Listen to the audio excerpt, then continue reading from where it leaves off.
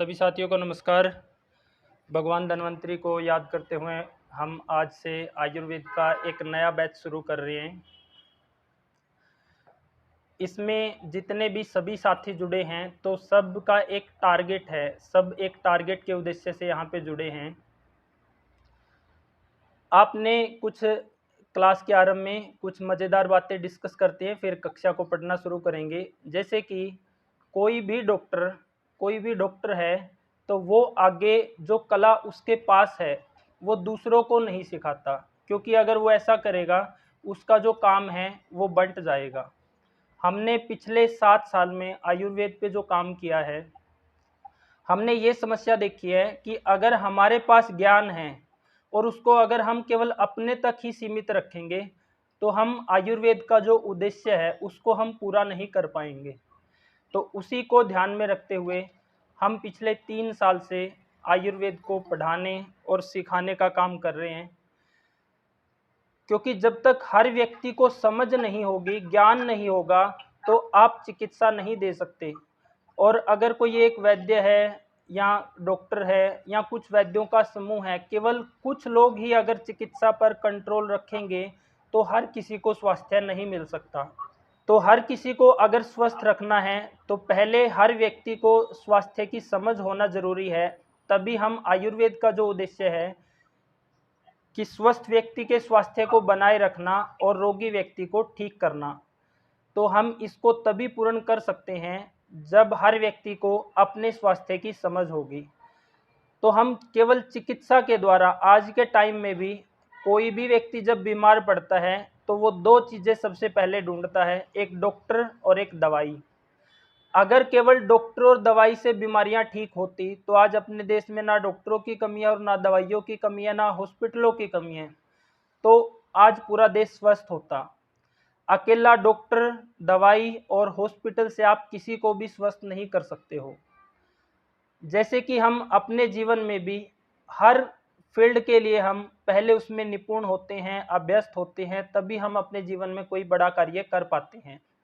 ऐसे ही हर व्यक्ति की जो पहली ज़रूरत है वो है उसका स्वास्थ्य। अगर वो स्वस्थ होगा तो ही बाकी कामों का, बाकी जो उसके उद्देश्य है उनका जीवन में तभी महत्व है अगर वो स्वस्थ है। अगर व्यक्ति स्वस्थ नहीं है तो वो अपने जीवन में कुछ नहीं कर पाएगा जी, क्योंकि जब तक वो बीमारी में तड़फता रहेगा तो वो जीवन में कोई भी बड़ा कार्य नहीं कर पाएगा। और स्वस्थ होना वो केवल डॉक्टर और दवाइयों के ऊपर निर्भर नहीं है। अगर ऐसा होता तो आज सब स्वस्थ होते। तो स्वस्थ तभी होंगे जब हर व्यक्ति को अपने स्वास्थ्य की समझ होगी। अब हर व्यक्ति को अपने स्वास्थ्य की समझ कैसे होगी? आपने YouTube पे मेरे लेक्चर सुन लिए या किसी दूसरे वैद्य के सुन लिए, किसी तीसरी वैद्य के लेक्चर आपने सुन लिए, तो क्या वहाँ से आप स्वस्थ हो सकते हैं? नहीं हो सकते जी। अगर हमने स्वस्थ होना है तो हमने आयुर्वेद के उस सूक्ष्म ज्ञान को समझना पड़ेगा, जिसके द्वारा हम अपने स्वास्थ्य को बनाए रख सकते हैं और रोगी व्यक्ति ठीक हो सकते हैं। अब मान लो YouTube पे 2-3 वैद्य या चिकित्सक बोल रहे हैं, तो उनमें से सही कौन बोल रहा है, सही ज्ञान क्या है, इसको लेकर आम आदमी के मन में बहुत बड़ा भ्रम रहता है। क्योंकि आप YouTube खोलेंगे तो बहुत आयुर्वेदाचार्य आपको मिल जाएंगे। अब सही ज्ञान क्या है? मैंने आपको कुछ भी बताया, क्या वो सही है या गलत है, उसका निर्धारण आप कैसे करेंगे? तो हम इस कक्षा में जो पढ़ेंगे वो अष्टांग हृदय के आधार पे पढ़ेंगे।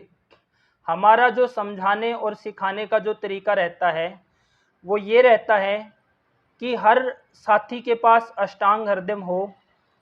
मैं आप लोगों को जो भी पढ़ाऊंगा, समझाऊंगा, सिखाऊंगा, मैं उस ग्रंथ के आधार पे सिखाऊंगा। मेरा अपना कोई ज्ञान नहीं है, मैंने जन्म से कोई ज्ञान लेके मैं पैदा नहीं हुआ हूँ। मैंने जो कुछ भी सीखा है प्रैक्टिकल किया है, और जो पढ़ा रहे हैं वो शास्त्र से ही पढ़ के सीखा है, और उससे ही आप सब भी सीख सकते हो। तो सही ज्ञान कौन सा है? सही ज्ञान वो है जो शास्त्र में लिखा है। अब मैंने आपको कोई भी टॉपिक पढ़ाया, समझाया, अब वो सही है या गलत है उसका निर्धारण आप तभी करेंगे जब आपके सामने शास्त्र होगा। जब आप शास्त्र जो मैंने आपको बताया अगर वो शास्त्र में है तो आप उसको शास्त्रोक्त ज्ञान मान के उस पर अपना शोध करना है, आपने उसके ऊपर कार्य करना है। तो इस तरह से हमारा जो पढ़ाने का टारगेट है, उद्देश्य है, वो ये है कि जो ज्ञान हमारे पास है, जो ज्ञान हमने शास्त्र से लिया है, वही ज्ञान हम आप लोगों को वापस उसी शास्त्र से पढ़ाते हुए उससे वो ज्ञान आप लोगों का अपना हो जाएगा। तो हम सभी प्रयास करेंगे कि शास्त्र से पढ़ने का। और आप लोग ज़्यादातर साथी जुड़े हैं कि डेमो चाहिए, डेमो आप लोगों को मिलेगा, लेकिन 3, 4, 5 दिन का भी आप डेमो ले सकते हैं, उसमें कोई दिक्कत नहीं है। आप सभी ने जो ग्रुप में हमने टॉपिक भेजा हुआ अष्टांग हृदय का, वो आप सभी ने पढ़ना है, वहाँ से पढ़ाएंगे। तो जो ज्ञान मेरा है वो ज्ञान मैंने शास्त्र से लिया है और वो ज्ञान आप लोगों का भी होगा। अब सही ज्ञान क्या है? जो शास्त्र में लिखा है। तो आप लोगों को इस कक्षा से पूरा शास्त्रोक्त ज्ञान मिलेगा, जिसको आप अपना ज्ञान बना सकते हैं। तो आज हम पढ़ेंगे, अब जैसे कि आज के टाइम में अगर हम स्वास्थ्य की दशा देखें तो हर घर में रोगी है जी, और हर व्यक्ति ही रोगी है। हम ऐसा मान के चल रहे हैं कि हर व्यक्ति में कोई ना कोई समस्या है। अब उस समस्या को ठीक कैसे करेंगे? ज़्यादातर कक्षाओं में जो साथी जुड़ते हैं उनका यही टारगेट और उद्देश्य होता है कि हम कक्षा जुड़ेंगे, हमें दवाइयों का पता चलेगा तो हम लोगों को चिकित्सा कर पाएंगे।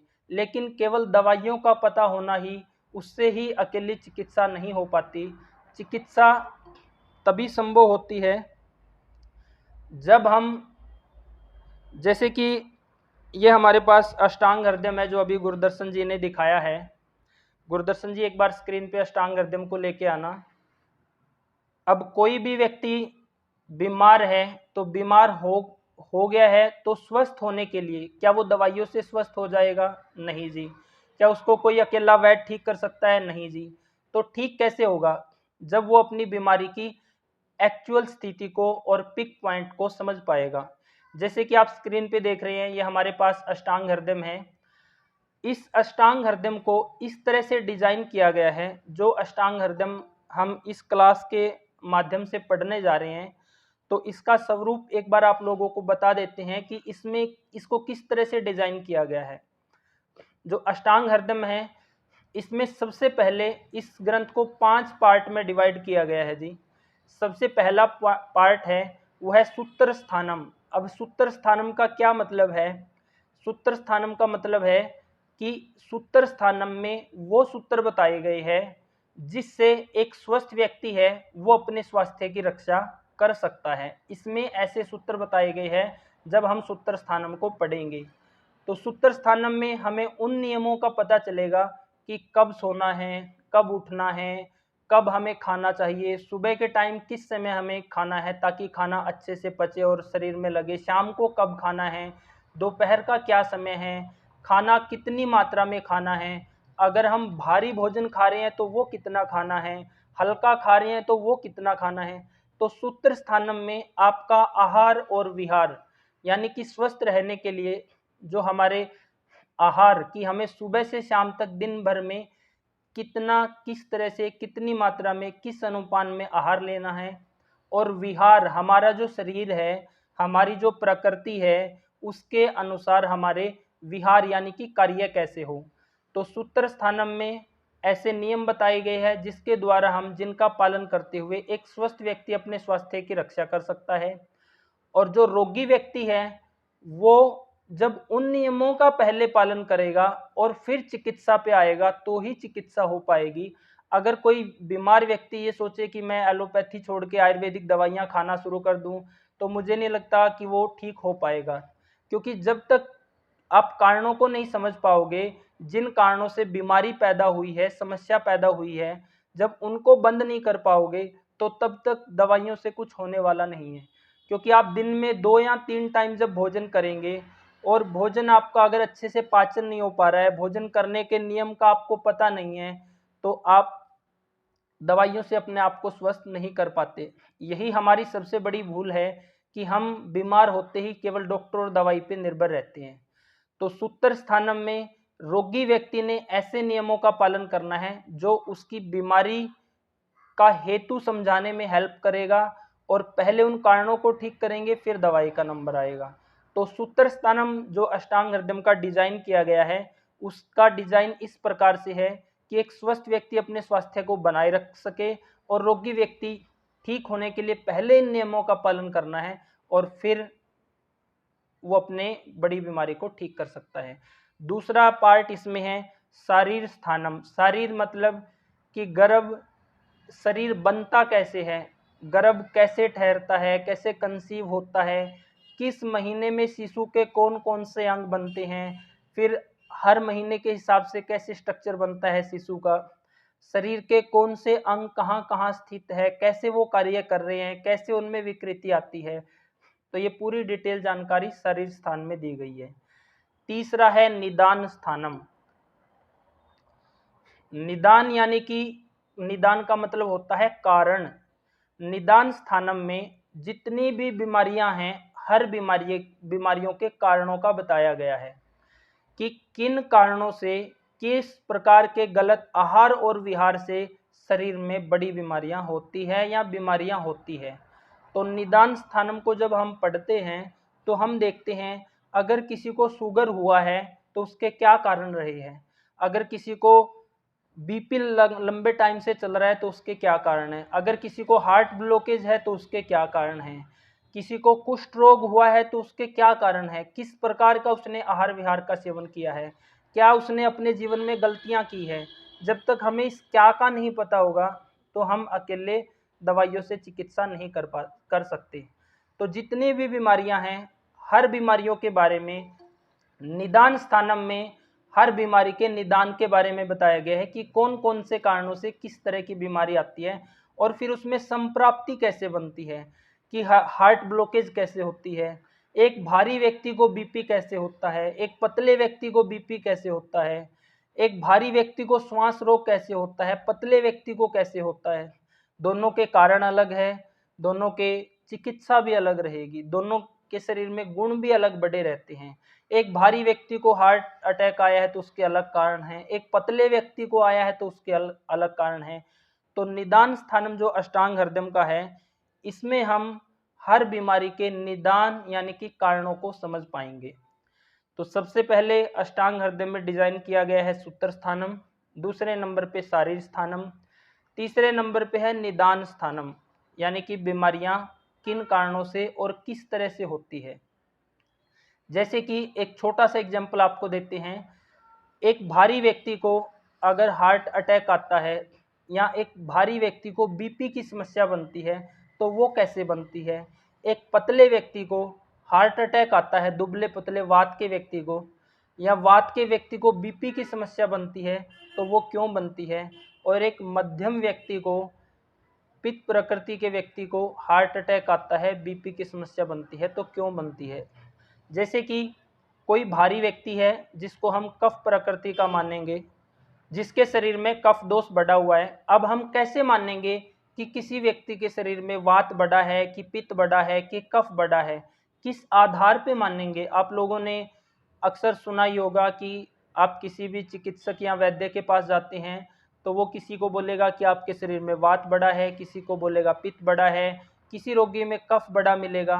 तो हम कैसे डिसाइड करेंगे कि शरीर में वात पित्त कफ बढ़ा है, और वात पित्त कफ है क्या और कैसे ये शरीर में कार्य कर रहे हैं, ये हम आज की कक्षा में पढ़ेंगे।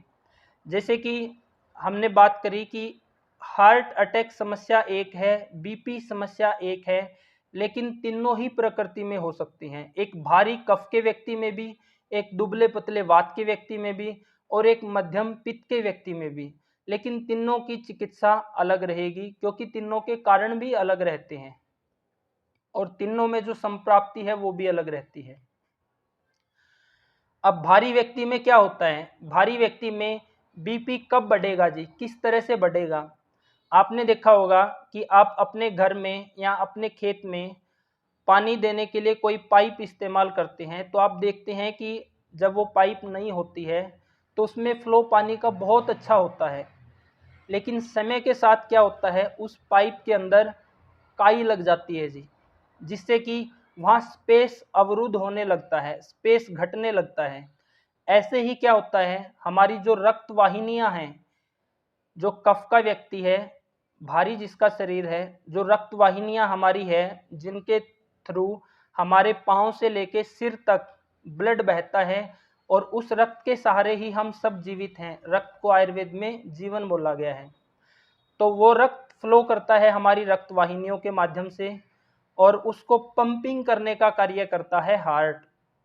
जब हम देखते हैं कि उम्र 20-22 साल की होती है तो हमारी जो रक्त वाहिनियां हैं वो उस पाइप की तरह होती है जिसके द्वारा हम नया पाइप लेके अपने गार्डन में या खेत में पानी देते हैं। लेकिन समय के साथ जैसे जैसे वो पुराना होगा उसमें काई जमा हो जाती है। ऐसे ही जब उम्र बढ़ने के साथ साथ हम अपने जीवन में गलत आहार विहारों का सेवन करते हैं, क्योंकि हमें अपने जीवन में इस आज के समय में मनुष्य को उसके जीवन में हर भौतिक संसाधन का उपयोग कैसे किया जाता है वो सिखाया जाता है। लेकिन दुर्भाग्य की बात है कि आज के मनुष्य को आज के समय कोई भी शिक्षा ये नहीं सिखाती कि वो स्वस्थ कैसे रह सकता है, वो बीमार क्यों पड़ता है, किन कारणों से वो बीमार पड़ता है। अगर एक नॉर्मली क्वेश्चन पूछें, जैसे कि हम हर एक रोगी से पूछते हैं कि आप खाना क्यों खाते हैं, खाना खाने का टारगेट क्या है, आगे से सबका एक ही जवाब होता है कि पेट भरने के लिए। अगर आपने पेट भरने के लिए केवल खाना खाया है तो आप बीमार पड़ने ही वाले हैं, क्योंकि खाना केवल पेट भरने के लिए नहीं खाना है। खाना जब भी हम खाएंगे तो खाना पेट में अंदर जाके वो पचना चाहिए, क्योंकि खाना पेट में जाके दो ही काम करता है, या पचता है या सड़ता है। अगर वो पचेगा तो शरीर में लगेगा और सड़ेगा तो वो बीमारियां पैदा करेगा। अगर हमने खाना केवल पेट भरने के लिए खाया है तो हो सकता है वो रात के 10 बजे खाया हो सकता है वो रात को 9 बजे के बाद खाया हो, उस समय भी हम दाल खा रहे हो या भारी चीज़ें खा रहे हो, या सुबह हम समय पे ही नहीं खा रहे हैं। तो ऐसे जब हमें पता ही नहीं है कि खाना खाने का टारगेट क्या है, क्यों खा रहे हैं, बस किसी भी समय मिला, जैसे कचरे के डिब्बे में कभी भी कचरा डाल दिया जाता है, अगर उस तरह से हम अपने शरीर में भोजन डालेंगे तो हम बीमार पड़ने ही वाले हैं। तो हमारी शिक्षा आज के समय में किसी भी व्यक्ति को ये नहीं सिखाती कि वो स्वस्थ कैसे रह सकता है। हम बात कर रहे हैं कि 3 तरह के व्यक्तियों में वात, पित्त और कफ में हार्ट अटैक कैसे आता है या बीपी की समस्या कैसे होती है। जब व्यक्ति गलत आहार विहार का सेवन करता है, क्योंकि शिक्षा तो हमें सिखाती नहीं है कि हमें कैसा आहार विहार का सेवन करना है, किस प्रकार से हम स्वस्थ रह सकते हैं। जब से ये अपनी शिक्षा व्यवस्था से स्वास्थ्य को गायब कर दिया गया है, तब से ही ये जो लाचार व्यवस्था बनी है जिसमें कि हर व्यक्ति बीमार है। आज के टाइम में 50 की उम्र के बाद तो हालत शहरों में हम जो देखते हैं, खासकर जैसे पंचकुला, चंडीगढ़ जैसे शहर में, या आप भी बड़े शहरों में देख रहे होंगे कि 50 की उम्र के बाद तो व्यक्ति रोटियां कम खाता है और दवाइयां ज़्यादा खाता है जी, क्योंकि उसने उससे पहले के जीवन में पता ही नहीं है कि खाना खाने का क्या विधान है, कैसे खाना है, कब खाना है, कितनी मात्रा में खाना है।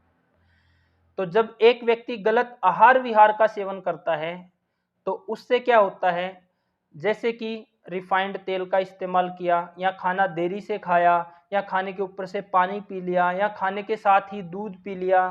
अब ये नहीं पता है कि खाने में हमने ठोस कितना खाना है, लिक्विड कितना लेना है, और दूध पीना है तो शाम के खाने के कितने टाइम बाद पीना है। जब हमें खाने के किसी नियम का पता ही नहीं है और हमें जैसा मिला वैसे खाते चले गए, जब आपको खेती करने का नियम ही नहीं पता होगा तो क्या आप पैदावार ले सकते हैं? नहीं ले सकते। ऐसे ही जब हमें हमारे शरीर का पता ही नहीं है कि किस समय कितनी मात्रा में क्या क्या खाना है, तो समय के साथ मान लो जैसे किसी व्यक्ति ने अपने जीवन में कभी किसी तरह का व्यसन नहीं किया, लेकिन वो एक गलती करता रहा, खाना भले ही उसने समय पे खाया हो, खाने के साथ अगर वो पानी पीता रहा, खाने के साथ उसने अगर चाय पी, खाने के साथ अगर उसने तुरंत दूध ले लिया, तो होता क्या है कि खाना अंदर जाके सड़ रहा है। ये तो जो बेसिक सी बात है। और वो व्यक्ति जिन्हें यही नहीं पता कि खाना कब खाना चाहिए, किस बर्तन में बनना चाहिए, कैसा नमक हो, कैसा तेल हो, तो जब इन सब हेतुओं से, इन सब कारणों से हमारे शरीर में कोलेस्ट्रॉल बढ़ता है, ट्राइग्लिसराइड बढ़ता है, यूरिक एसिड बढ़ता है, तो ये क्या है, ये एक तरह से जब भोजन का पाचन नहीं होता तो अंदर आम बनता है, म्यूकस बनता है जी। भोजन ने तो अंदर जाके दो ही काम करने हैं, या पचना है या सड़ना है। जब पाचन ही नहीं होगा अंदर तो वो आम बनेगा, वो आम विष के जैसा बोला गया है जी। तो जब आपके रक्त में खराब आपके कोलेस्ट्रॉल, ट्राइग्लिसराइड, यूरिक एसिड जैसे तत्व बढ़ेंगे तो होगा क्या, वो उसी काई की तरह काम करेंगे जैसे आपके पाइप में काई जमा हो जाती है। तो ऐसे ही हमारी रक्त वाहिनियों में वो विकृत आम है, वो विकृत विष है, वो विकृत कोलेस्ट्रॉल है, ट्राइग्लिसराइड है, वो सब जमा हो जाते हैं, जिससे कि ब्लड को वहां से फ्लो करने के लिए स्पेस कम मिलता है। जब ब्लड को वहां फ्लो करने के लिए स्पेस कम मिलेगा तो हार्ट को एक्स्ट्रा काम करना पड़ेगा, जोर से पंपिंग करना पड़ेगा, और जब स्पेस ही नहीं है, फ्लो अधिक करना पड़ रहा है, तो फिर वहां पे हाई बीपी की समस्या बनेगी।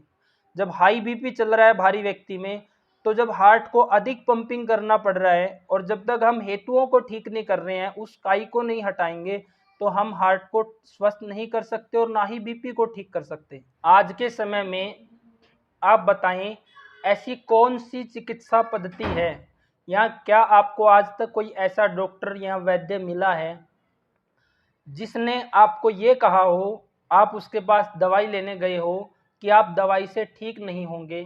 किसी ने ऐसा कहा है कि आपकी बीमारियां यहाँ से होती है, ऐसे होती हैं, और जब तक आप इसको ठीक नहीं करोगे तो दवाइयों से कुछ होने वाला नहीं है। जो वैद्य ऐसा बोलेगा वही आपकी सही चिकित्सा कर पाएगा। तो आज के समय में हमारी जो पैथियां चल रही है, चिकित्सा की जितनी भी पद्धति है, चाहे वो एलोपैथी है, होम्योपैथी है, यहाँ तक कि आयुर्वेद है, आयुर्वेद की भी आज के समय में इतनी बुरी हालत है कि आयुर्वेद भी बस एलोपैथी की तरह फार्मूला बेस पे ही चल रहा है जी। कि किसी को कुछ हुआ है, हार्ट में समस्या आई है, तो उठा के अर्जुना घृत दे दो, अर्जुना रिष्ट दे दो, या दो चार इस तरह की और दवाइयां दे दो। हमने ये समझना है कि समस्या बनी कैसे है। एक कारण हमने देखा कि भारी व्यक्ति में बीपी कैसे होता है। इस व्यक्ति की समस्या को ठीक करने के लिए हमने सिस्टम को कहाँ से सुधारना है। इस व्यक्ति की समस्या को ठीक करने के लिए हमने सिस्टम को भोजन से सुधारना है, उसके पाचन से सुधारना है, ना कि केवल दवाइयों से। अब एक पतले व्यक्ति की तरफ देखें, जो वात का व्यक्ति है, जिसका दुबला पतला शरीर है, तो उसको समस्या बीपी की या हार्ट की समस्या कैसे बनेगी। जो वात का व्यक्ति है, जब हम आगे रूटीन में क्लास पढ़ेंगे तो पहले हम वात पित्त कफ को समझेंगे, क्या है, किस तरह से ये कार्य करते हैं, शरीर की संरचना कैसे है, धातुएं कैसे बनती है, कितनी धातुएं हैं, शरीर में मल कितने हैं, उनके क्या कार्य हैं। जब शरीर में वात पित्त कफ का इनबैलेंस बिगड़ता है, धातुओं का इनबैलेंस बिगड़ता है, या फिर मलों का इनबैलेंस बिगड़ता है, तो ही बीमारियां बनती है जी। और वो बिगड़ा है तो हम कैसे पहचानेंगे, तो वात पित्त और कफ के अपने अपने गुण हैं जी, उन गुणों के आधार पे हम किसी भी बीमारी का डायग्नोस करते हैं। तो जब हम दुबले पतले व्यक्ति में देखते हैं, तो दुबले पतले व्यक्ति में क्या है, हमने भारी व्यक्ति का तो देखा कि भारी शरीर है, और दुबले पतले व्यक्ति में दुबला पतला शरीर है, उसमें वजन कम है। आयुर्वेद के हिसाब से यहाँ पे दो चीजें बड़ी रहती है, उस व्यक्ति में लघुता यानी कि आकाश महाभूत बड़ा रहता है, उम्र और हाइट के हिसाब से वजन ना होना, यानी कि उसके शरीर में स्पेस अधिक है, वहां पे स्पेस कम था भारी व्यक्ति के शरीर में। जब पतले व्यक्ति के शरीर में, वात के शरीर में स्पेस कम है, तो इस तरह के व्यक्ति के शरीर में, वात के शरीर में जब स्पेस अधिक है, तो यहाँ पे जो वायु है वो उसको अधिक जगह मिलती है उत्पाद मचाने के लिए जी। हमारे शरीर में अगर वात पित्त कफ बैलेंस में रहेंगे तो शरीर स्वस्थ रहेगा, और इनके बिगड़ने से ही बीमारियां होती है। जैसे कि हमने भारी व्यक्ति में देखा कि वहां पे कफ बढ़ा है, कफ के गुण बढ़े हैं, उस बढ़े हुए कफ ने, बढ़े हुए कफ के गुणों ने स्पेस को अवरुद्ध कर दिया है जी, जिससे ब्लड फ्लो नहीं कर पा रहा है।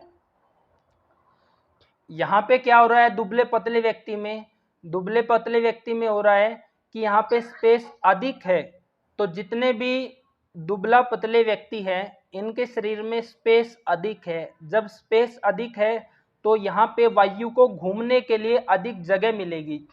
और जब शरीर में वायु बढ़ती है, वात बढ़ता है, तो वो उसी तरह से शरीर को प्रताड़ित करता है जिस तरह से सुनामी हमारे वातावरण को प्रताड़ित करती है। तो यहाँ पे वात अधिक बढ़ने से, वायु अधिक बढ़ने से वो ब्लड के सर्कुलेशन को अत्यधिक बढ़ा देता है, जिससे हाई बीपी की समस्या होती है।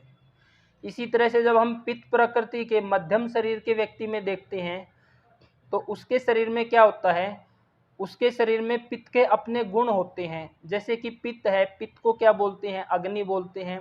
तो जो पित्त का स्वभाव है, जैसे हमने कफ का देखा, कफ क्या है, कफ गारे के जैसा होता है जी, मिट्टी और पानी को मिला के जो गारा बनती है, भारी है, चिपचिपा है, फंसने वाला है, ब्लॉकेज पैदा करने वाला है। वायु क्या है, वायु के अंदर चल गुण है। जब वायु जरूरत से अधिक बढ़ जाती है तो हम सृष्टि में भी देखते हैं कि वो आंधी तूफान इस तरह से ले आता है। तो इसी तरह से हमारे शरीर में बढ़ी हुई वायु हाई बीपी जैसी समस्या पैदा कर देती है। और पित्त का जो व्यक्ति है, पित्त के अपने गुण हैं, जैसे कि उष्ण है, तीक्ष्ण है। यानी कि उष्ण तीक्ष्ण का मतलब है शरीर में गर्मी बढ़ना। तो जब पित्त प्रकृति के व्यक्ति में पित्त अधिक बढ़ा रहता है, उष्ण तीक्ष्ण द्रव गुण, आगे की कक्षाओं में हम इसके बारे में डिटेल में पढ़ेंगे। जब ये सब बढ़े रहते हैं तो वहाँ पे क्या होता है, जिस प्रकार आपने अपने घरों में अक्सर देखा होगा कि जब आप दूध गर्म करते हैं तो दूध के नीचे आप सम परिमाण में अग्नि रखते हैं। जब अग्नि सम परिमाण में रहती है तो दूध आपका गर्म हो जाता है। अगर अग्नि सम परिमाण में है तो दूध धीरे धीरे धीरे पकता पकता पकता वो खोए की तरफ चला जाता है। लेकिन अगर वो अग्नि अत्यधिक बढ़ जाएगी तो वो दूध को ऊपर से निकाल देती है। इसी प्रकार जैसे हमारे शरीर में पित्त अगर अधिक बढ़ा है, पित्त के गुण अगर अधिक बढ़े हैं, तो वो ब्लड प्रेशर को उसी प्रकार बढ़ा देता है जैसे एक पात्र में अधिक अग्नि होने से वो दूध को उस पात्र से बाहर निकाल देता है। तो हमने समझने की कोशिश करी कि तीन लोग हैं, तीन प्रकृति के व्यक्ति हैं, तीनों ही प्रकृति के व्यक्ति में हाई बीपी की समस्या है और हार्ट की समस्या है, लेकिन तीनों ही व्यक्ति के शरीर में कारण अलग है।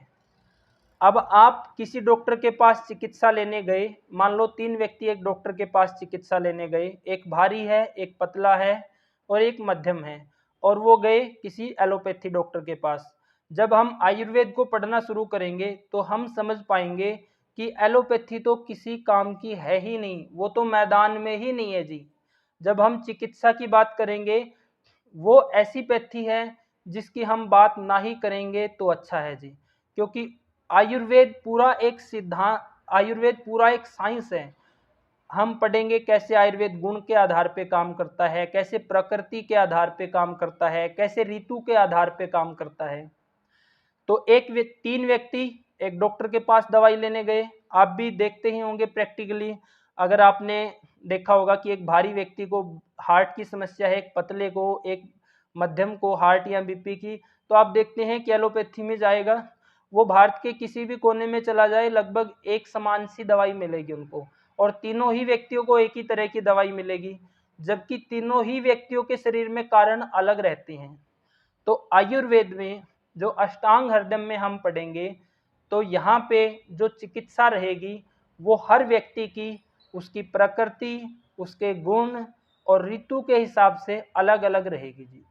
यहाँ पे हम फार्मूला बेस जैसा एलोपैथी चलता है वो चिकित्सा नहीं होगी। तो जब हम डिटेल में पढ़ेंगे, जब हमें समझ आएगा कि किसी को हार्ट अटैक होता है तो होता क्यों है, किसी को बीपी हो रहा है तो हो क्यों रहा है, उसके पीछे कारण क्या है, जब हम कारण को समझेंगे तो हम डरेंगे नहीं जी। आज के टाइम में अगर एक व्यक्ति को बीपी की समस्या हो जाती है तो वो व्यक्ति आज के टाइम में मनुष्य इतने लाचार है कि वो कभी भी अपनी बीमारी पे शोध नहीं करता जी, कि मेरे को बीमारी हो गई है तो क्यों हुई है, ये ठीक कैसे होगी, क्या इसमें गुण बढ़े हैं, कैसे इसको ठीक करना है। कुछ बीमारियां हैं जैसे बीपी है, हार्ट अटैक है, शुगर है, सर्वाइकल है, लकवा है, अर्थराइटिस है, इन सब बीमारियों में जो बड़ी बीमारियां जिसको हम बोलते हैं कैंसर है, इनका जब एक रोगी को नाम सुनता है तो रोगी वहां पे ही अपने हथियार डाल देता है और डॉक्टर को यहाँ पे मौका मिल जाता है उसको डराने का। जबकि हम बीमारियों को समझेंगे अगर अपनी प्रकृति, ऋतु, गुण के हिसाब से, तो जैसे कि हमने बीपी के बारे में थोड़ा सा समझने की कोशिश करी है, तो हमें पता चला है जी तीनों ही व्यक्ति में अलग अलग कारण हैं। एक व्यक्ति में हमने क्या करना है, जो भारी व्यक्ति है उसकी ब्लॉकेज को हटा देना है। जो पतला व्यक्ति है जिसमें वात बड़ा है, उसके शरीर में दीपन पाचन अनुलोमन करके शुद्ध चिकनाई खिलानी है जी। ये दीपन पाचन अनुलोमन क्या है, आने वाली कक्षाओं में हम पढ़ेंगे। और जो मध्यम व्यक्ति है उसके शरीर में वो बढ़ी हुई जो गर्मी है, बढ़ा हुआ जो पित्त है, बढ़े हुए जो पित्त के गुण हैं, उन सबको बैलेंस में करना है। जब हमें समझ होगी तो ही तो हम नहीं डरेंगे, और जब इनकी समझ ही नहीं है, ना कोई बताने वाला है, तो एक आम आदमी बहुत आसानी से वो हथियार डाल देता है। डॉक्टर अगर उसको गोली खाने के लिए बोलता है तो वो गोली भी खाता है, ताउम्र बोलता है तो वो ताउम्र भी खाता है। एक बीमारी के लिए गोली खा रहा है तो थोड़े समय बाद वो 3 और 4 गोलियां और होने वाली है।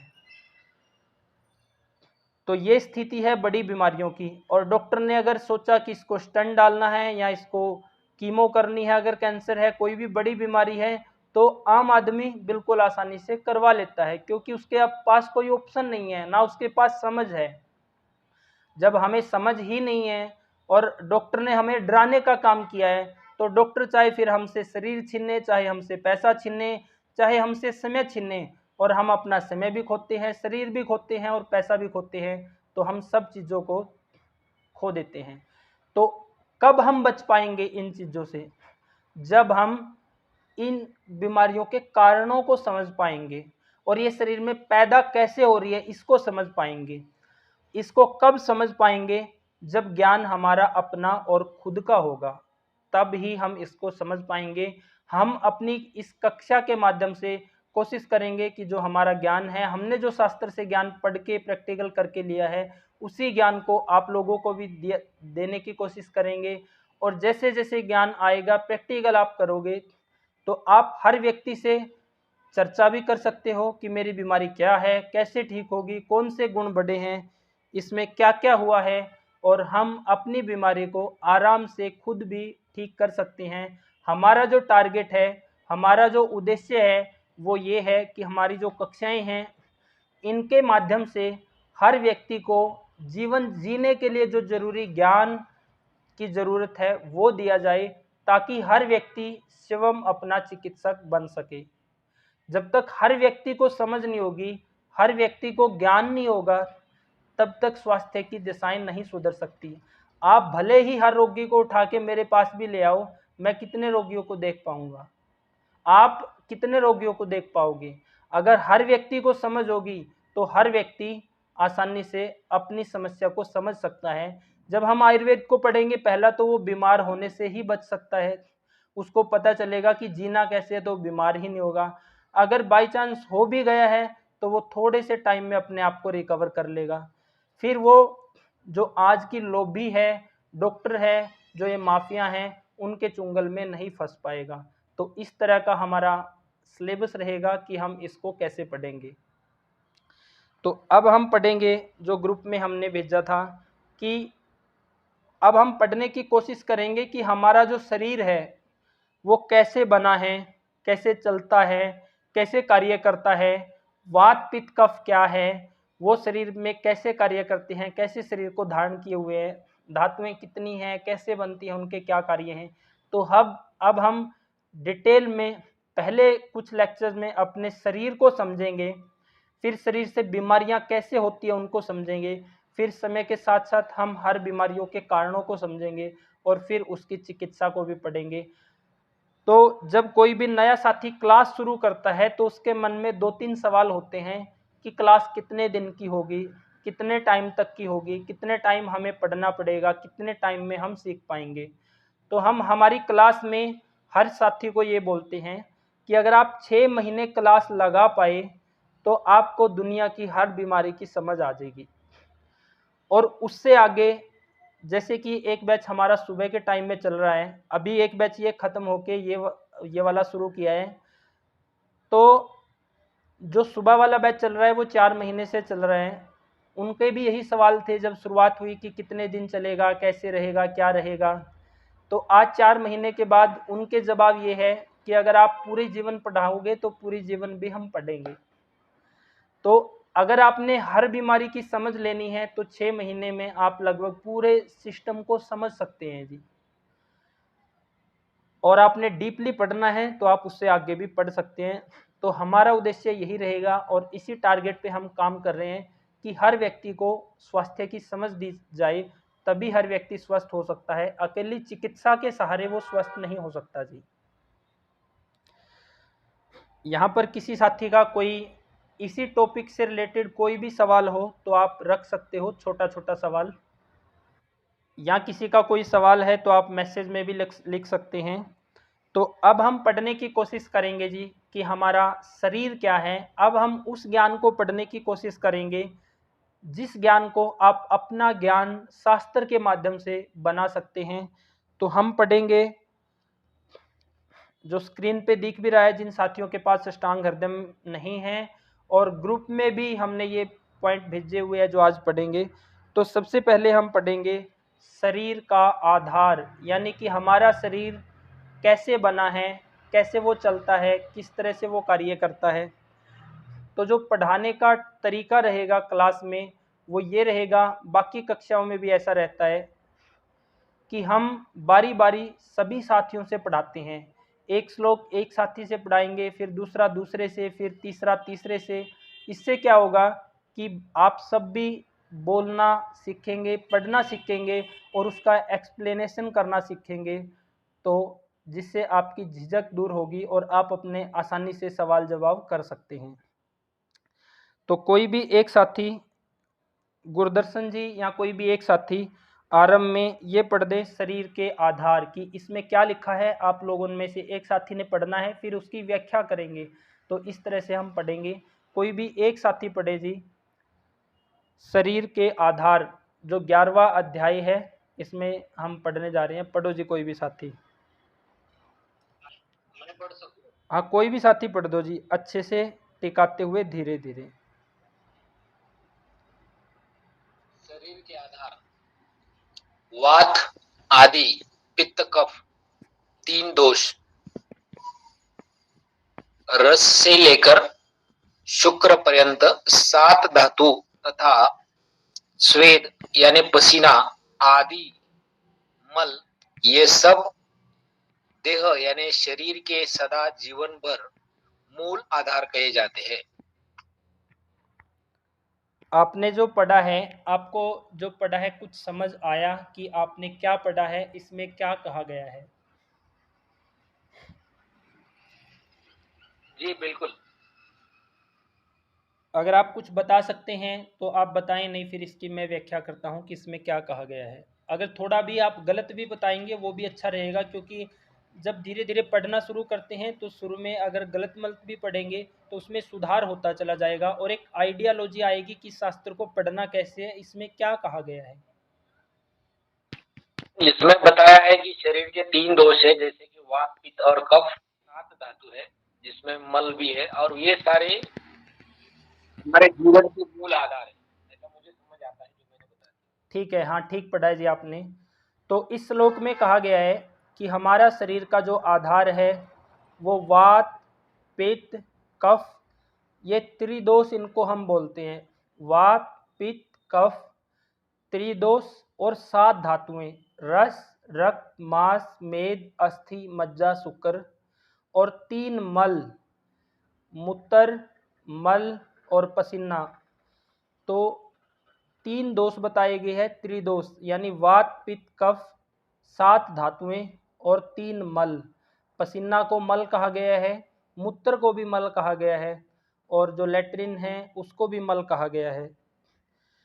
तो ये 3 दोष, 7 धातुएं और 3 मल, ये हमारे शरीर को धारण किए हुए हैं। अब ये कैसे धारण किए हुए हैं आने वाले अगले श्लोकों में हम पढ़ेंगे। तो इसमें यही कहा गया है कि वात, पित्त, कफ, रस से लेकर शुक्र तक 7 धातुएं, रस, रक्त, मांस, मेद, अस्थि, मज्जा, शुक्र, और तीन मल ये हमारे शरीर को धारण किए हुए हैं। तो त्रिदोष का, 7 धातुओं का और तीनों मलों का सम अवस्था में उचित अनुपान में यानी कि बैलेंस में रहना बहुत ज़रूरी है। जैसे ही इनमें से किसी का भी बैलेंस बिगड़ेगा, चाहे वात का बिगड़े, चाहे पित्त का बिगड़े, चाहे कफ का बिगड़े, या 7 धातुओं में से चाहे रस धातु का बिगड़े, चाहे रक्त, मांस, मेद, अस्थि, मज्जा, शुक्र का बिगड़े, या फिर मल या मूत्र या पसीना, ये सब अगर सम प्रमाण से अधिक होंगे तो भी बीमारियां होगी, और सम प्रमाण यानी कि जितना अनुपान में इनका बैलेंस हमारे शरीर में होना चाहिए उससे अगर कम होंगे तो भी बीमारियां होगी। तो वात, पित्त, कफ, 7 धातुएं और 3 मल, इन सब का बैलेंस में रहना ही स्वास्थ्य है और ये शरीर को धारण किए हुए हैं। जब हमारे पास रोगी आते हैं तो कोई रोगी ऐसा आएगा जिसका वात बड़ा है, कोई रोगी ऐसा आएगा जिसका पित्त बड़ा है, कोई रोगी ऐसा आएगा जिसका कफ बड़ा है, कोई रोगी ऐसा आएगा जिसका वात, पित्त या कफ के कारण रस धातु में खराबी है, कोई रोगी ऐसा आएगा जिसके शरीर में वात, पित्त, कफ के बढ़ने के कारण रक्त में विकृति है, या मांस में, या मेद में, या अस्थि में, या मज्जा में, या शुक्र में। कोई व्यक्ति ऐसा आएगा जिसके शरीर में वात, पित्त, कफ बढ़ने से या मल में समस्या है, या मूत्र में समस्या है, या उसके पसीने में समस्या है, पसीना बिल्कुल ही नहीं आना या पसीना अधिक आना।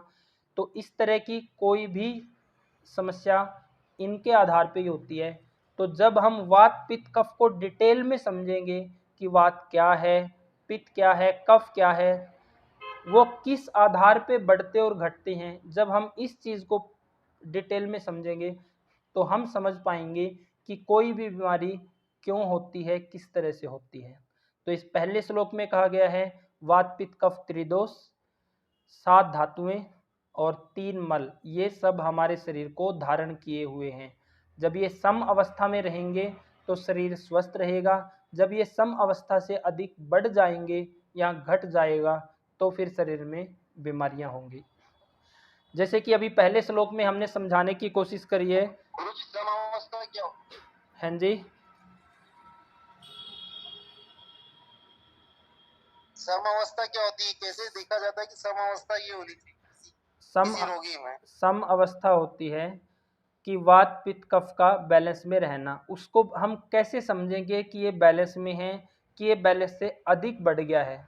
अब जैसे कि जब हम आने वाली कक्षाओं में पढ़ेंगे कि वात के गुण क्या है, पित्त के गुण क्या है, कफ के गुण क्या है, जो कफ के गुण है, वात के गुण है, पित्त के गुण हैं, अगर वो बैलेंस में है तो वो समावस्था में है, अगर वो बैलेंस से अधिक बढ़ गया है तो वो अधिक बढ़ गया है। जैसे कि एक व्यक्ति में एक बेसिक सा सवाल करें कि वज़न कितना होना चाहिए, तो हमारा जवाब आएगा कि उसकी उम्र और हाइट के हिसाब से उसमें वज़न हो।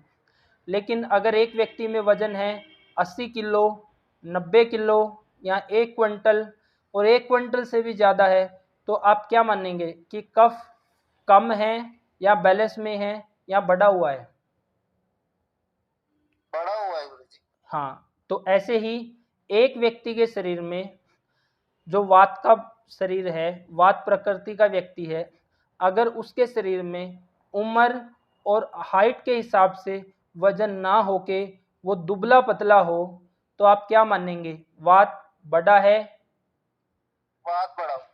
हाँ, तो जब हम गुणों को पढ़ेंगे आने वाली कक्षाओं में डिटेल में जब हम वात, पित्त, कफ के बारे में पढ़ेंगे तो हमें पता चलेगा, गुणों को जब हम पढ़ेंगे कि वात का बैलेंस क्या है, पित्त का बैलेंस क्या है और कफ का बैलेंस क्या है, यानी वात, पित्त, कफ की सम अवस्था क्या है, कब ये सम अवस्था से अधिक बढ़ रहे हैं और कब ये सम अवस्था से अधिक घट रहे हैं, कब हमारे शरीर में सम अवस्था में इनके बढ़ने से बीमारियां हैं और कब हमारे शरीर में इनके सम अवस्था से घटने से बीमारियां हैं।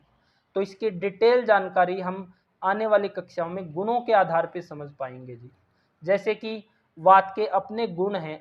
अब हम बोल तो देते हैं कि किसी व्यक्ति के शरीर में वात बढ़ा है, भाई वात तो बढ़ा है, लेकिन वात में क्या बढ़ा है, किस चीज़ की हमने चिकित्सा करनी है, जो जो वैद्य है या जो लोग पूरी शास्त्रोक्त आयुर्वेद को नहीं जानते, मल और मूत्र मल मूत्र कैसे समावस्था में पहचानेंगे? उसका भी बताते हैं। तो जब एक व्यक्ति, जब कोई वैद्य शास्त्रोक्त चिकित्सा नहीं कर रहा है या वो शास्त्रोक्त आयुर्वेद को नहीं समझ रहा है, तो बोल तो दिया है पतला दुबला देख के कि शरीर में वात बढ़ा है।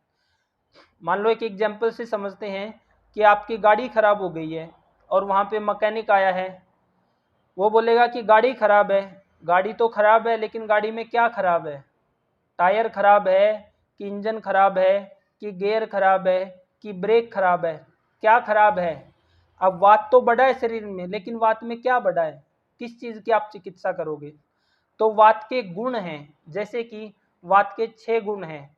रुक्ष है, रुक्ष यानी कि रुखापन, खर यानी कि खुरदरापन, लघु यानी कि हल्कापन, सूक्ष्म यानी कि छोटा, और शीत यानी कि ठंडा, और चल यानी कि बहना।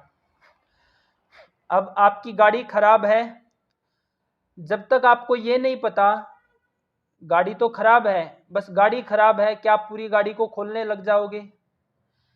अगर आपको ये बता दिया कि आपकी गाड़ी का इंजन खराब है, तो क्या आप ब्रेक खोलोगे? क्या आप गियर को ठीक करोगे? क्या आप टायर को ठीक करोगे? आप डायरेक्टली सीधा ही इंजन को ठीक करोगे। अब गाड़ी तो खराब है, लेकिन क्या खराब है गाड़ी में? एग्जैक्ट पॉइंट क्या खराब है? ऐसे ही शरीर में वात तो बड़ा है, लेकिन वात में क्या बड़ा है? वात के तो 6 गुण हैं। हम वात की चिकित्सा कर रहे हैं तो कौन से गुण की चिकित्सा कर रहे हैं? वात में रुक्ष बड़ा है कि खर बड़ा है कि लघु बड़ा है कि सूक्ष्म बड़ा है कि चल बड़ा है कि शीत बड़ा है? क्या बड़ा है? तो जब हम आने वाली कक्षाओं में गुणों के आधार पे हम पढ़ने की कोशिश करेंगे, गुणों के आधार पे जब हम पढ़ेंगे, तो हम एक व्यक्ति में उसकी बीमारी के एग्जैक्ट पॉइंट पे जा सकते हैं।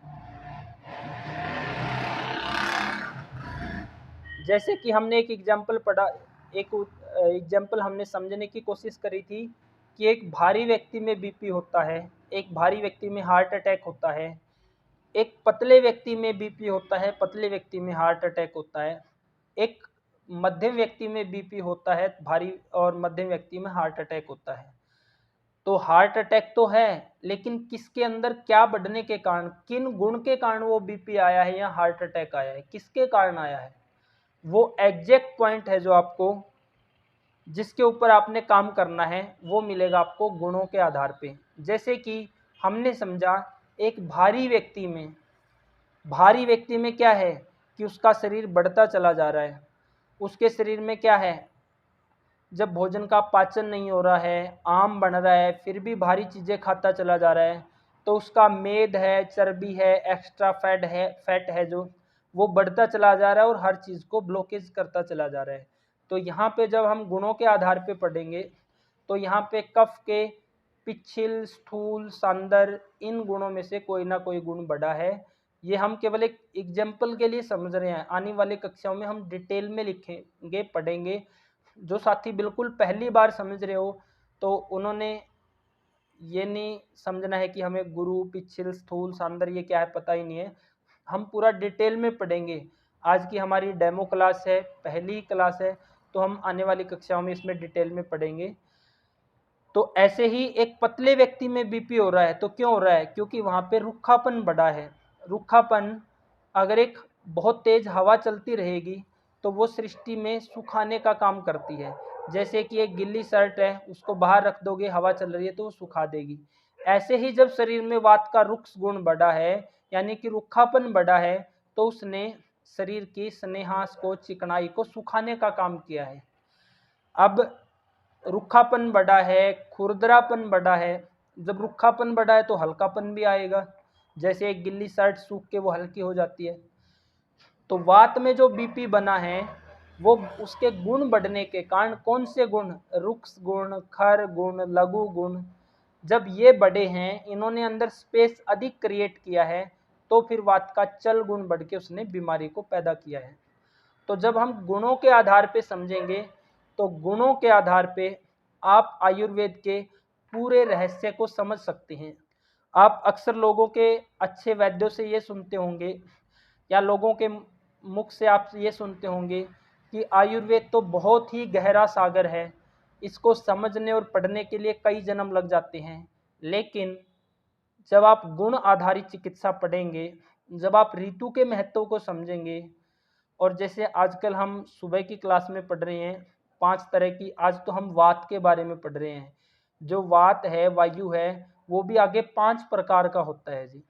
तो उस वात की चिकित्सा कैसे होती है, कैसे उसकी चिकित्सा होगी, 5 प्रकार का वात क्या है, जब हम डिटेल में गुणों के आधार पे अगर हम समझेंगे तो हम आयुर्वेद का पूरा गहरा जो विज्ञान है, गहरा जो साइंस है, जिसके लिए ऐसा बोला जाता है कि आयुर्वेद तो कई जन्मों में पढ़ा जाता है, वो सब हम अगले 6 महीने में कवर कर सकते हैं जी।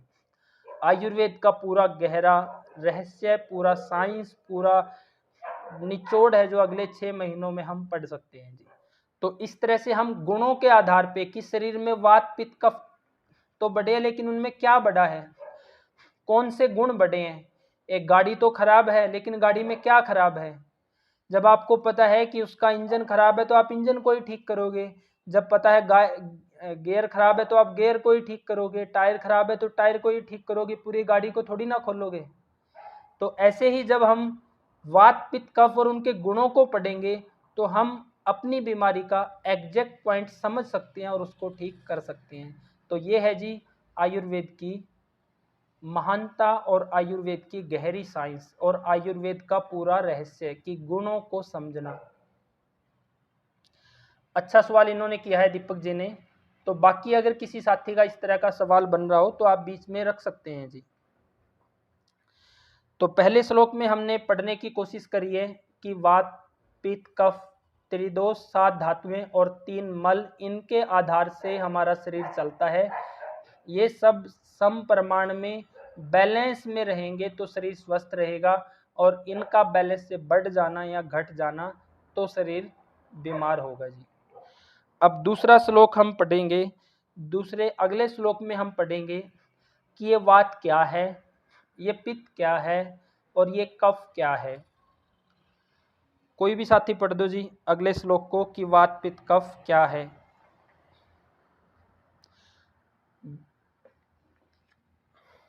कोई भी साथी पढ़ो। प्राकृतिक दोषों के कर्म की वात पित्त कफ, इसके कार्य क्या है। कोई भी एक साथी पढ़ दो।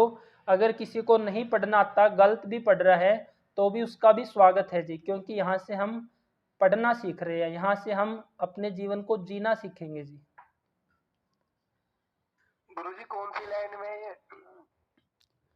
शरीर के आधार, इसके नीचे वाला ही पॉइंट है, प्रकृतिस्थ दोषों के कर्म। जब आने वाली कक्षाएं चलेगी, डेमो सबका खत्म हो जाएगा, तो सभी साथियों से बारी बारी पढ़वाएंगे जी। प्रकृति दोषों के कर्म, उस देह को प्रकृतिस्थ वायु सदा उत्साह शक्ति श्वास प्रश्वास चेष्टा शरीर संबंधित व्यवहार उठना बैठना चलना फिरना आदि मलमूत्र आदि वेगों की प्रवृत्ति रस आदि धातुओं की उचित गति स्रोत आदि इंद्रियों को अपने अपने विषय ग्रहण की कुशलता से कृपया करता रहता है। बस यहीं पे रुक जाओ जी, यहीं तक पढ़ना है। यहीं तक हमने पढ़ा है, यहाँ तक हमने पढ़ा है कि शरीर में जो प्राकृतिक वायु है, जो वात है, वो क्या है और क्या कार्य करता है। अगर किसी भी साथी को ये पॉइंट समझ में आया हो तो आप बता सकते हैं कि हमने क्या पढ़ा है जी। अगर नहीं समझ में आया है तो आगे फिर इसकी व्याख्या करेंगे। तो इसको मैं बता देता हूँ इसमें क्या कहा गया है। इसमें जो अभी तक इन्होंने पढ़ा है, इसमें बताया गया है कि वात क्या है और वो शरीर में क्या कार्य करता है। और अगले पॉइंट, इसी के अगले बीच के पहरे में हम पढ़ेंगे कि पित्त क्या है और क्या कार्य करता है, और अंत में हम पढ़ेंगे कफ क्या है और क्या कार्य करता है। जैसे कि इसमें बताया गया है कि शरीर को, उस देह को प्राकृतिक स्थित वायु, उस देह को प्राकृतिक रूप से चलाने वाला वात है, जो वायु है, वो क्या कार्य कर रहा है, वात हमारे शरीर में क्या कार्य कर रहा है। तो इसमें कहा गया है जो वात है, वायु है, वो हमारे अंदर उत्साह शक्ति पैदा करता है जी। फिर बोला गया है श्वास प्रश्वास, यानी कि श्वास लेना और श्वास छोड़ना, ये कार्य है वात का, वायु का। आगे बोला गया है चेष्टाएं, यानी कि उठना बैठना चलना फिरना, तो ये सब कार्य करता है वात यानी कि वायु। आगे लिखा है मल मूत्र आदि वेगों की प्रवृत्ति, यानी मल मूत्र को समय पे पैदा करना और निकालना, ये कार्य है वात के। आगे है रस आदि धातुओं की उचित गति, जैसे कि आप मुख में भोजन डालते हैं तो मुख में यहाँ पे हमारा प्राणवायु होती है, उस प्राणवायु की सहायता से भोजन हमारी श्वास नली से आमाशय में पहुँचता है, वहाँ पे उसका पेस्ट बनेगा, फिर वो ग्रहणी स्थान में जाएगा, अग्नि स्थान पे जाएगा छोटी आंत में, वहाँ पे उसका पूर्ण पाचन होगा, फिर वो बड़ी आंत में जाएगा, यानी कि वायु ने वो हमारे मुख से ग्रहण करके आमाशय में भेजा, फिर छोटी आंत में भेजा, वहाँ पे पूर्ण पाचन हुआ, फिर पचने पे जो रस बनेगा उसको हृदय में भेजेगा जिससे शरीर का पोषण होगा, और जो मल होगा उसको बड़ी आंत में और फिर वहाँ से बाहर निकालना। तो जो वायु है वो सभी धातुओं को उचित गति देने का कार्य करते हैं। जैसे भोजन पचने से रस बना, रस से फिर रक्त बनेगा, मांस बनेगी, मेद अस्थि मज्जा शुक्र, तो ये सातों धातुओं तक जो पोषण पहुंचाने का कार्य है वो वात कर रहा है जी। आगे लिखा है इंद्रियों, यानी कि इंद्रियों से, जैसे कानों से हमें सुनता है तो कान है वो वात का स्थान है, इंद्रियों से अपने अपने कार्य को करवाना।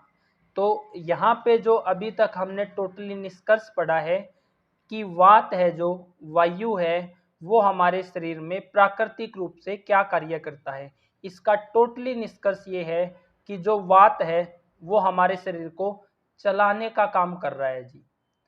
वात के कारण ही हम सब जिंदा हैं, श्वास लेना श्वास छोड़ना, अगर वात ही नहीं होगा, वायु ही नहीं होगी तो हम जीवित नहीं रह पाएंगे। तो वात है जो वायु है उसका मुख्य कार्य है शरीर को चलाना। जैसे कि यहाँ पे हमने देखा कि वात के कार्य है उठना बैठना चलना फिरना। आप देखेंगे ये सब कार्य कब हो पाएंगे, अगर वात बैलेंस में है। अगर वात यहाँ पे जितना होना चाहिए उससे कम हो गया, यानी कि सम प्रमाण से घट गया, तो क्या हम उठ पाएंगे, बैठ पाएंगे, चल पाएंगे? नहीं। जैसे कि लो बीपी के केस में क्या होता है जी, अगर किसी व्यक्ति को लो बीपी है तो ना वो उठ पाएगा, ना वो बैठ पाएगा, ना वो चल पाएगा, उसको चक्कर आएंगे। और जब वात अधिक बढ़ जाएगा तो फिर आप देखते हैं कि वृद्धावस्था में जब वात का समय आता है या वात अधिक बढ़ने पर क्या होता है जी, कंपी होती है हाथों में, यानी कि जिसको भी वात बढ़ा है कंपी वहां पे आती है। तो वात डाउन हो रहा है, वात सम प्रमाण से कम है तो क्या समस्याएं पैदा करेगा, अधिक बढ़ रहा है तो क्या समस्याएं पैदा करेगा, तो ये आगे हम डिटेल में देखेंगे। तो वात के कार्य है संपूर्ण शरीर को चलाना, वात शरीर को चलाने का कार्य करता है। वात किसको बोला गया है? वायु, वो वायु जिसके द्वारा हम श्वास लेते हैं, श्वास छोड़ते हैं, जिसके द्वारा हमें छींक आती है, डकार आती है, जम्बाई लेते हैं, जिसके द्वारा हमारा भोजन अंदर जाता है, जिसका पाचन होने पर फिर जो रस और मल बनता है, मल को बड़ी आंत में भेजना और रस को हृदय और बाकी अंगों में भेजना, फिर सभी धातुओं में भेजना। तो वात हमारे शरीर को चलाए हुए है जी। इसी में आगे पढ़ो जी, प्रकृति स्थित पित्त के कार्य, पित्त क्या कार्य कर रहा है शरीर में, पढ़ो जी आगे। जी मैं पढ़ूं? हाँ कोई भी साथी पढ़ दो जी, कोई भी पढ़ दो। ठीक है जी, पढ़ता हूँ।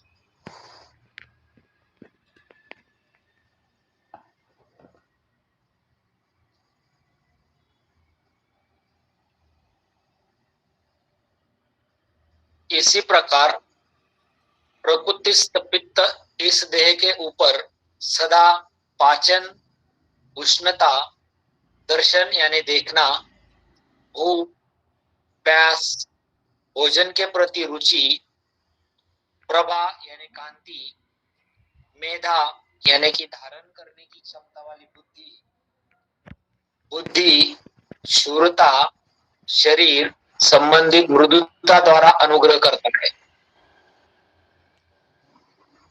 तो यहाँ पे हमने पढ़ा है कि आपने कफ का भी पढ़ दिया है, ठीक है। तो यहाँ पे नहीं हमने पढ़ा नहीं यार, हाँ कफ का नहीं।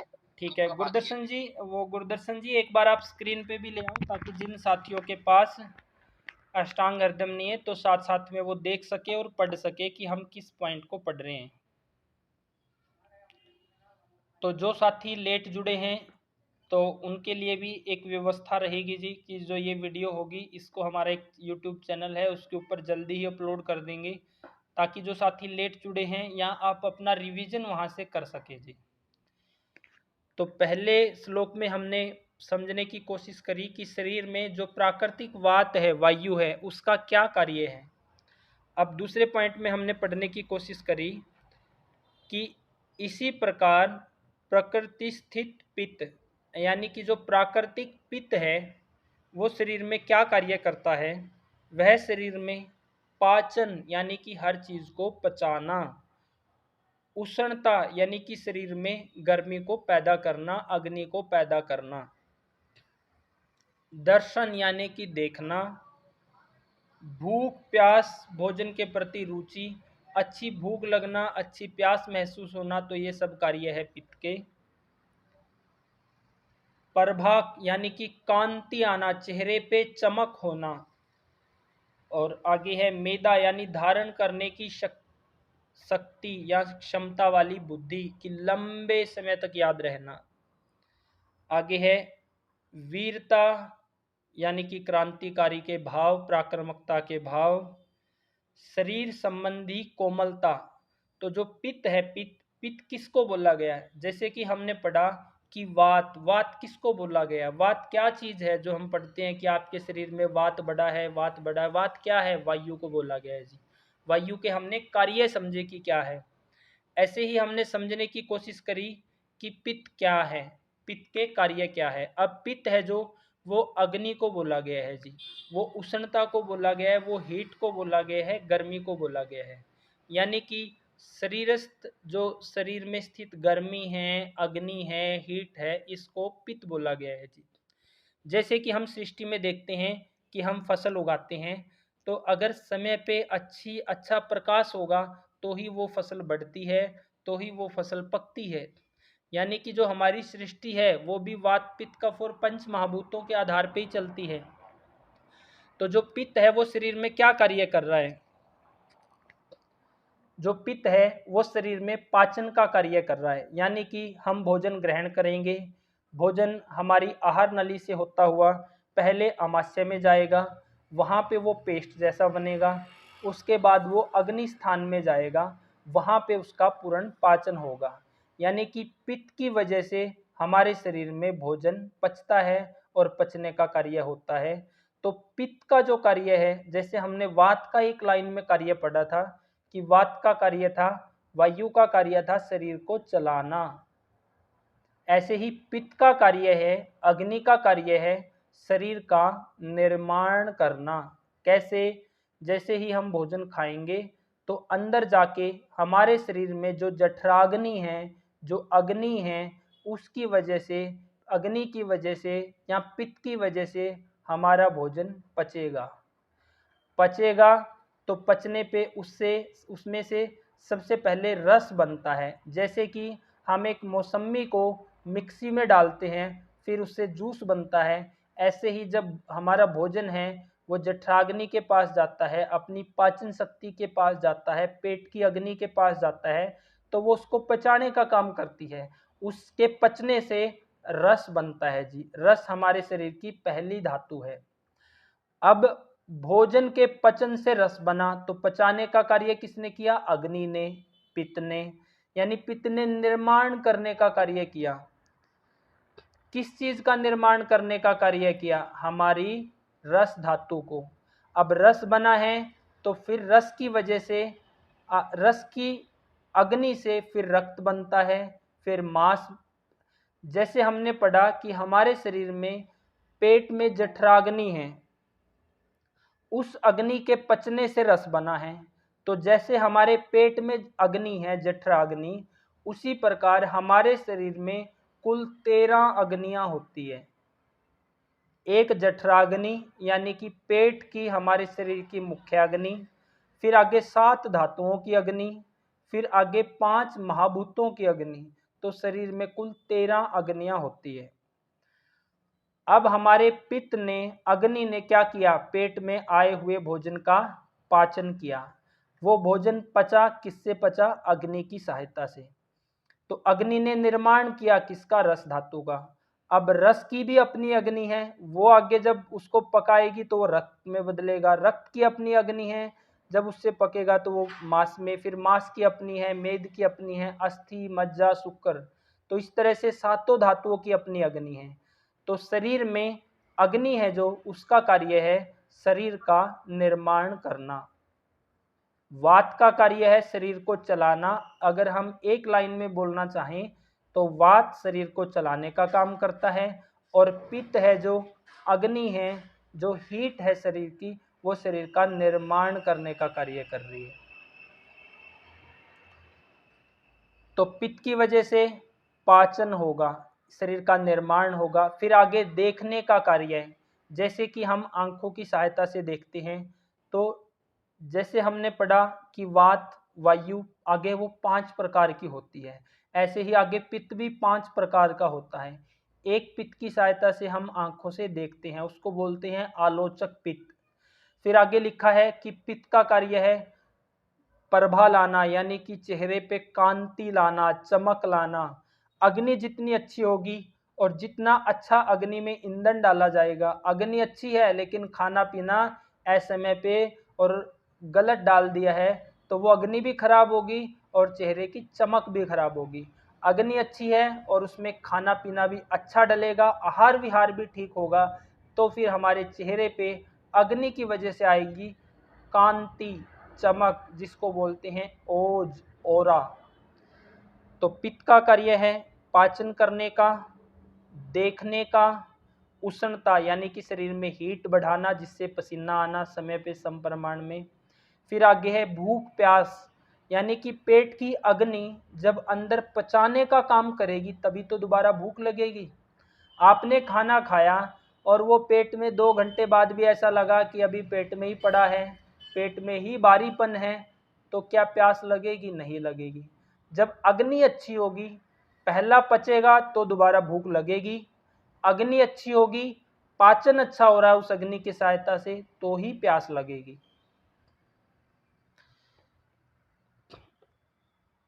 आगे है फिर वीरता, शूरता, पराक्रमकता, क्रांतिकारी भाव, ये सब पित्त के कारण ही शरीर में पैदा होते हैं। तो ये कार्य है जिस शरीर में पित्त का। तो वात क्या है, वायु को कहा गया है, और वो वायु हमारे शरीर को चलाने का काम करती है।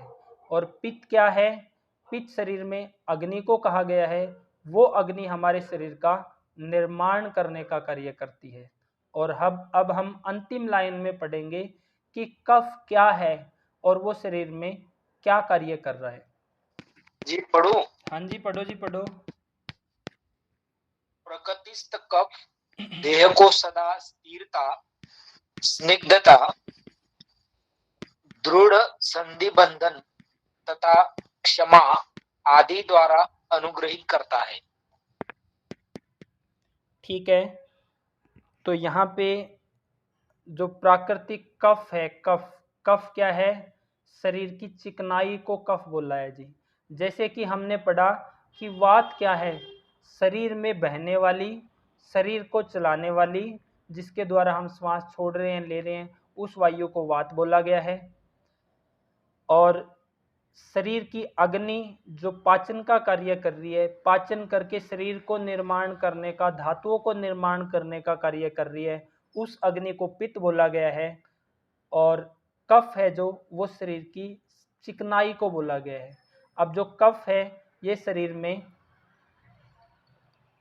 स्थिरता, यानी कि जब हम कफ के गुणों को पढ़ेंगे ना जी, जैसे कि कफ के गुण हैं, गुरु है, स्निग्ध है, स्थिर है, स्थूल है, सांदर है, पिछिल है, जब तक ये बैलेंस में रहते हैं।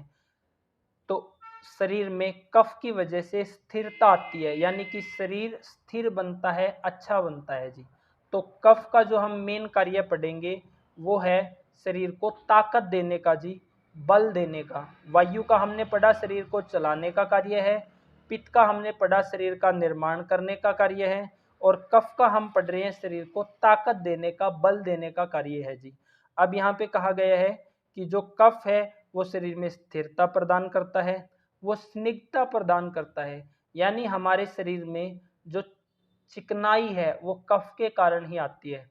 अगर कफ सूख जाएगा तो चिकनाई सूख जाएगी, और वात बढ़ने से कभी जोड़ों का दर्द, कभी घुटनों का दर्द, कभी कमर का दर्द, कभी पिंडली का दर्द, कभी हार्ट अटैक, कभी माइग्रेन, कभी किडनी में पथरी का दर्द, कभी पित्ते में पथरी का दर्द। तो शरीर में जो कफ है वो ताकत देने का काम कर रहा है, और जब तक कफ अच्छा रहेगा तो वो आपको दर्द से बचा के रखेगा, वो आपको बुढ़ापा आने से बचा के रखेगा, क्योंकि जब इतने सारे अगर दर्द शरीर में आएंगे तो जल्दी से बुढ़ापा आएगा। तो कफ का कार्य है शरीर को ताकत देने का। तो कफ शरीर में स्थिरता देता है, स्निग्धता देता है, दृढ़ संधि बंधन यानी कि जोड़ों को मजबूत बनाने का कार्य कफ करता है जी। और आगे है क्षमा आदि द्वारा अनुग्रहित करता है, यानी कि जो कफ है वो हमारे अंदर दया के भाव पैदा करता है, पित्त हमारे अंदर वीरता के भाव पैदा करता है। तो जब आगे हम डिटेल में पढ़ेंगे, कफ और पित्त अगर दोनों ही मिल जाए, जैसे भाई राजीव दीक्षित के अंदर था या आज के टाइम में डॉक्टर देवेंद्र बल्हारा के अंदर है, तो फिर व्यक्ति बड़ा कार्य करता है। तो ये हमने पढ़ने की कोशिश करी, समझने की कोशिश करी कि वात क्या है, पित्त क्या है और कफ क्या है, ये किस तरह से शरीर को चलाते हैं, किस तरह से शरीर में कार्य करते हैं, किस तरह से शरीर को धारण करने का कार्य करते हैं। तो वात, पित्त, कफ क्या है, मुझे लगता है कि सभी साथियों को अब समझ में आ गया होगा कि वात किस चीज़ को बोलते हैं, वो शरीर में क्या काम करता है, पित्त किस चीज़ को बोलते हैं, वो शरीर में क्या काम करता है, और कफ किसको बोलते हैं और वो शरीर में क्या काम करता है। तो आगे वक्तव्य और पढ़ दो जी इनका। जी हाँ जी पढ़ दो। यह देह पंचमहाभूतों यानी कि पृथ्वी, जल, तेज, वायु तथा आकाश से निर्मित है। इनमें पृथ्वी तत्व इस शरीर का आधार ही है और आकाश तत्व शरीर के रिक्त स्थानों का स्वरूप है। जैसे कानों के तथा नाक के छिद्र एवं मुख, गुहा आदि आकाश तत्व के आशय है। इस दृष्टि से उक्त दोनों तत्व शरीर में प्रायतः निष्क्रिय है और शेष तीन तत्व वायु, तेजस तथा जल ये क्रमशः वात, पित्त, कफ धातुओं की कर्म करते हुए जीवन भर शरीर को धारण किए रहते हैं। अभी तक हमने समझा जी। हाँ, अभी तक हमने समझा। गुरदर्शन जी आप इसको एक बार स्क्रीन पे ही रखो, ताकि एक बार जो जिन साथियों के पास अष्टांग हृदय नहीं है तो वो एक बार इसको देखते रहें कि हम क्या पढ़ रहे हैं। हाँ जी, हाँ जी। तो इसमें हमने पढ़ा कि अभी तक हमने पढ़ा कि वात क्या है, पित्त क्या है, कफ क्या है। तो यहाँ पे हम वक्तव्य में पढ़ने की कोशिश करेंगे कि पंच महाभूत क्या है। तो यहाँ पे कहा गया है कि हमारा जो शरीर है वो पृथ्वी, आकाश, वायु, अग्नि और जल, इन चीज़ों से बना है, इन पंच महाभूतों से बना है। अब इसका जब हम डिटेल में पढ़ें, इसके कार्य पढ़ें, तो जो पृथ्वी है वो हमारे शरीर को बनाने का कार्य कर रही है। जैसे कि मिट्टी, अब जब हम सृष्टि में पंच महाभूतों को देखते हैं तो पृथ्वी बोला गया है। पृथ्वी को आप सब जानते ही हैं, जिस पृथ्वी के ऊपर हम सब जीवित है। तो ये पृथ्वी, तो इसी तरह से हमारे शरीर में पृथ्वी से शरीर बना हुआ है, जो हमारी त्वचा है, जैसे ही किसी भी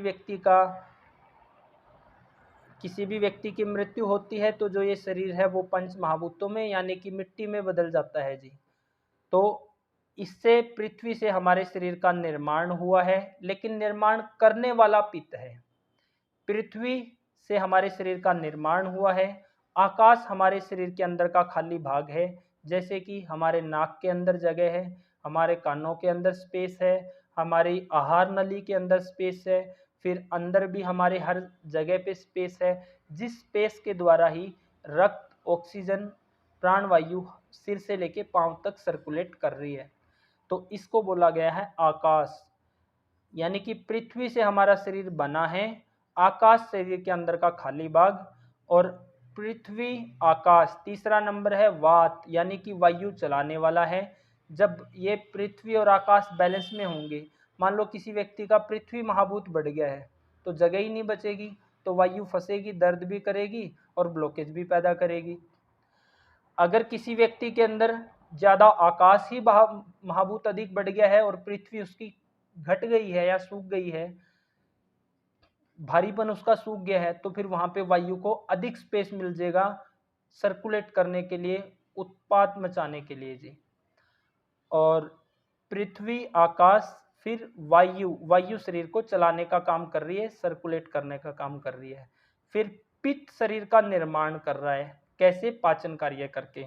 और कफ शरीर को ताकत देने का कार्य कर रहा है। तो इस तरह से पंच महाभूतों से अपना शरीर बना है। तो आज की कक्षा में हमने समझने की कोशिश करी कि हमारे शरीर में वात क्या है, पित्त क्या है और कफ क्या है। फिर हमने समझा कि पंच महाभूत क्या है। आने वाली कल की कक्षा में हम पढ़ेंगे कि आगे 7 धातुएं कौन सी हैं, उनके क्या कार्य हैं और उनके घटने और बढ़ने से किस तरह बीमारियां। फिर इसी तरह से हम पढ़ेंगे मलों के बारे में। तो आज के लिए हम इतना ही पढ़ेंगे। अब 2-4-5 मिनट का समय बचा है, इसमें आप अपने व्यू रख सकते हो कि आपको ये क्लास कैसी लगी। किसी का कोई छोटा सवाल हो तो आप सवाल भी रख सकते हो। और जैसे जैसे हम आगे पढ़ेंगे, लगातार क्लास चलेगी, तो बीच बीच में भी थोड़ा सा टॉपिक पढ़ा तो सवाल लेते चलेंगे सभी के। तो आप कैसी लगी ये क्लास, और कोई आपका सवाल हो तो रख सकते हैं जी। गुरुजी ये पढ़ के हम भी वैद्य बन सकते हैं क्या? हमारा उद्देश्य है जी कि हर व्यक्ति अपना चिकित्सक स्वयं बने। जब आपको अपने शरीर की डीपली समझ होगी, आपसे एक सवाल पूछते हैं कि अगर आपको मैकेनिक का काम सिखाया जाए तो क्या आप मैकेनिक नहीं बन सकते? जी बिल्कुल बन जाएंगे। तो यहाँ पे जब आप पूरा शास्त्रोक्त के अनुसार पढ़ोगे, शास्त्रोक्त आप पढ़ोगे, शास्त्र के अनुसार जब आप पढ़ोगे और इसके ऊपर अच्छे से पूरा गहराई से पढ़ोगे, तो मुझे ऐसा लगता है कि जी मैं हर व्यक्ति को वैद्य बना सकता हूँ। और यही हमारा प्रयास है कि इन कक्षाओं के माध्यम से हर व्यक्ति अपना चिकित्सक स्वयं बने। 2 मिनट की रह रही है यार, 2 मिनट की रह रही है, ले जाओ। राम राम जी। गुरुजी ये बताओ, आप बहुत अच्छा ज्ञान दे रहे हो सारी बातें से, लेकिन एक बात और बता दो साथ में जी, जो हमने कौन सी चीज नोट करनी है, हम तो भूल जाएंगे जी इस तरह। तो 2 दिन में बाद में आपने पहले क्या पढ़ाया है, क्या करें उसके अच्छा सवाल किया है जी आपने, बहुत अच्छा सवाल किया है। जो ये क्लास हमारी चली है इसको हमने अपनी तरफ से भी रिकॉर्ड किया है, तो इसको हम एज इट इज़ यूट्यूब के ऊपर डाल देंगे, उसका लिंक भेज देंगे। तो इसमें जब आप क्लास में जैसे कल से पढ़ोगे तो इसमें नोट क्या करना है। नोट तो देखो, इसको पढ़ने का तरीका ये है जी, इसको पढ़ने का बेस्ट तरीका ये है, जैसे मैंने क्लास के आरंभ में ही बोला कि आपके पास अष्टांग हृदय होनी चाहिए। अब मैंने जो पढ़ाया ये अष्टांग हृदय के अंदर से ही पढ़ाया है। तो आपने क्लास में समझने की कोशिश करनी है कि क्या पढ़ाया गया है, कहाँ से क्या पढ़ा रहे हैं हम। फिर इसके ऊपर आप, हाँ जी हाँ जी, हमारे पास तो होने चाहिए। तो ये आपके पास नहीं है तो आप अगर ग्रुप में हैं तो आप मुझे पर्सनली अपना संपूर्ण पता लिख के पिन कोड समेत मुझे भेज देना, तो मैं आपको अकाउंट में बता दूंगा क्या राशि डलवानी है, तो ये आपके घर पहुंच जाएगा जी। यहाँ आपको अपने आसपास अपने लेवल पे मिल रहा है। या आपको अपने आसपास मिल रहा है कहीं पे अपने लेवल पे, तो वहाँ से भी आप ले सकते हो जी। हमारे गांव में तो जी कुछ कौन मिलता जी उधर। कोई बात नहीं, जिसके पास अष्टांग हृदय नहीं है वो सबके लिए उपलब्ध करवा दी जाएगी जी। और एक बात और बताओ जी, जैसे अभी आप बता रहे हो सारी बातें, भाई ये बात पित्त कफ ये चीजें हैं, तो लास्ट में जैसे क्लास खत्म होगी आज 6 महीने बाद में, ये दवाइयां भी बतानी शुरू करोगे या यो ही चलेगा जी? दवाइयाँ, जब आप बीमारी के कारणों को समझोगे ना जी, तो आप बहुत कम से कम दवाई में भी आप रोगी को ठीक कर सकते हो। सब कुछ बताएंगे जी, आगे बताएंगे कैसे कैसे पेशेंट को डील करना है जी। दवाइयाँ तो इमरजेंसी कंडीशन होती है, लेनी ही नहीं चाहिए। एलोपैथिक तो बिल्कुल भी नहीं लेनी चाहिए। वो हम समझेंगे जी, आने वाली कक्षाओं में मेरी बात डिटेल में सुनो, समझेंगे जी। जब तक चमत्कार ना दिखावा तक कोई नमस्कार कौन करे की तो लोगों को दिखाना पड़ेगा, जल्दी तो बात बनेगी जी, जल्दी लोगों को ठीक होगा, बिना दवाई तो किन्ने ध्यान तो मानने भी कोई नहीं, कोई भी कोई तो फिर तो सीक्वेंस है जी दवाई का भी। पहले हमने कारणों को समझना बीमारी के, फिर बीमारी की संप्राप्ति को समझना कि बीमारी कैसे हो रही है, पहले कारणों को बंद करना, फिर दवाई का नंबर आता है जी। सही बात है, ये बात सही है। तो जहाँ पे पहले हम कारणों को समझेंगे, फिर बीमारियों की हेतु को समझेंगे, संप्राप्ति को समझेंगे, तो दवाई का नंबर आएगा, तो दवाइयाँ भी बताएंगे जी, सब बताएंगे जी, यहाँ से पूर्ण वैद्य बनाएंगे आपको। बस ये ऐसे है जी, किसी का भला होती है, अच्छी बात है। बस गुरु जी इतना ही सवाल था अपना तो। किसी और साथी का कोई सवाल हो तो रख सकते हैं जी।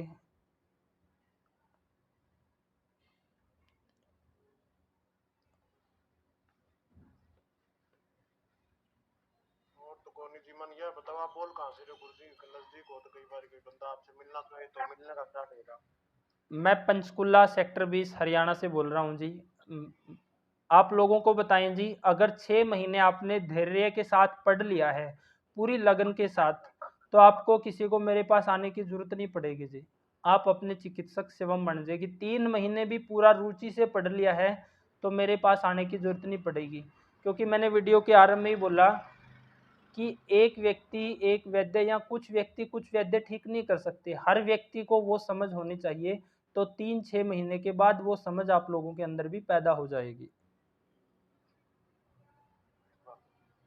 गुरुजी, मैंने राजीव दीक्षित जी के व्याख्यान सुन रखे, तो उससे काफी चीजें मिलती जुलती हैं और मेरे लिए आसान भी रहेगा, मुझे लगता है सरल।